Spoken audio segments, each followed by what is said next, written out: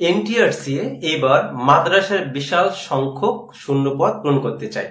ঠিক আছে, অর্থাৎ দেখা যাচ্ছে যে 70 থেকে 80% আপনার হচ্ছে মাদ্রাসায় শূন্যপদ থেকে যায়। তো সেক্ষেত্রে দেখা যায় পূরণ হয় না।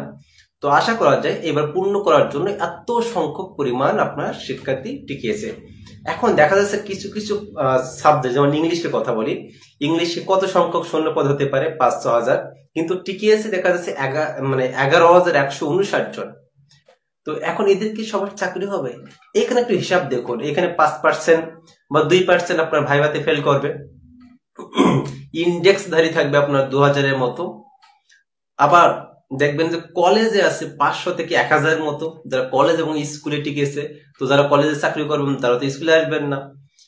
এইভাবে আপনার কমতে কমতে দেখা যাচ্ছে 8000 চলে আসছে।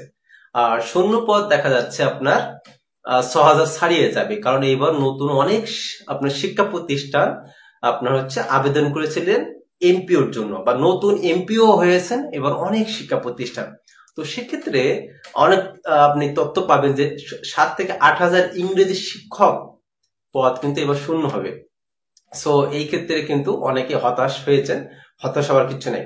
আবার একটা বিষয় যে দেখা যাচ্ছে আপনার ইংরেজির যে সার্টিফিকেট পাইলেন, মেরিট লিস্ট একদম মানে নিচে বা নাম্বার নিচে, যার কারণে দেখা যাচ্ছে আপনি জবটা এবার না হতে পারে, পরের ধাপে হতে পারে।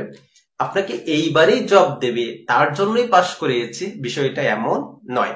আবার সবাইকে পাশ করিয়েছে মানে অনেক সংখ্যক পাশ করিয়েছে, তার মানে এই নয় যে ভাইভাতে ফেল করাবে। এনটিআরসি রিটেন পাশ করায় ভাইভাতে ফেল করানোর জন্য নয়।